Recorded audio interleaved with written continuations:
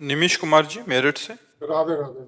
राधा वल्लभ श्री हरिवंश। प्रभु, आपके द्वारा बताए गए ज्ञान से ये तो ज्ञान प्राप्त हुआ है कि हमारा शरीर और हमारे जीवन में होने वाली घटनाएं सभी हमारे प्रारब्ध में किए गए कर्मों से प्राप्त होती है। प्रभु, हरि की कृपा से कुछ ज्योतिष का ज्ञान प्राप्त हुआ है, लेकिन जब कुंडली देखकर किसी घटना होने की आकांक्षा या समय कष्ट वाला प्रतीत होता है तो अब एक सवाल मन में उत्पन्न होता है कि जो भी हरि ने लिखा है उसमें हमारा अच्छा ही होगा। तो प्रभु, यदि हम किसी ग्रह की शांति या उपाय करते हैं तो क्या वो हमारे प्रारब्ध को अगले जीवन के लिए तैयार कर रहे हैं? मतलब क्या वो प्रारब्ध हमें अगले जीवन में भोगना पड़ेगा या उस नहीं, जैसे नहीं, जैसे हमारे ऊपर कोई अनिष्ट आने वाला है, हमको पता चला कि ज्योतिष शास्त्र इसीलिए भगवान ने रचा है कि उसके द्वारा हमको पता चलता है कि 1 महीने के अंतर्गत कोई घटना घटेगी, क्योंकि आपका ग्रह नक्षत्र अमुक अमुक जगह ऐसे आया है।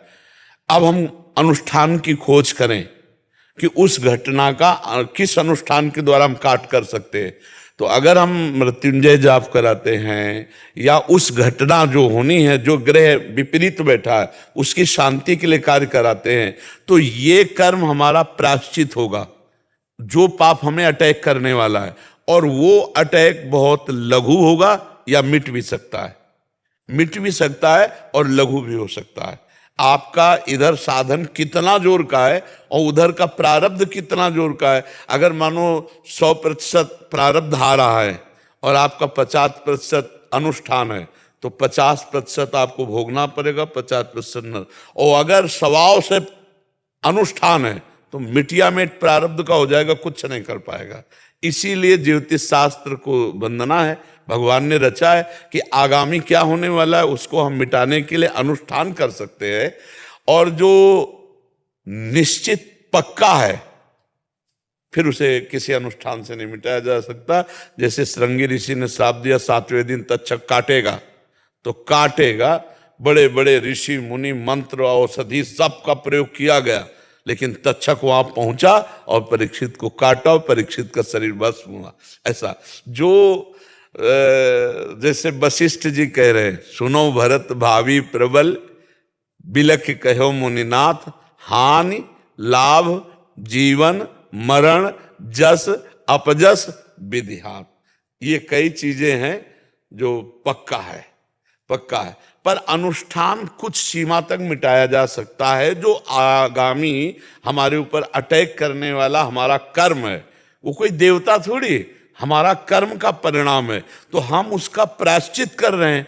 तो भगवान उस प्रायश्चित के अनुसार, उस जैसे हम औषधि, हमारा सर दर्द हुआ, प्रारब्ध है, अब हमने एक टेबलेट लिया, ये टेबलेट प्रायश्चित है उस कर्म का। बोले वो हो आराम मिल गया, तो उस टेबलेट ने, जो हमने टेबलेट पाया, वो हमारा प्रायश्चित हुआ, दवा हमारी प्रायश्चित हो गई। तो उस कर्म को अटैक करके और उसने उसको शांत किया।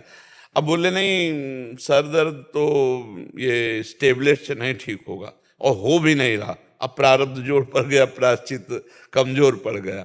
ऐसे कितने क्रियाएं हैं। पर जो पक्का प्रारब्ध होगा, कुछ होते हैं कच्चे, वो प्रायश्चित कुछ पक्का है।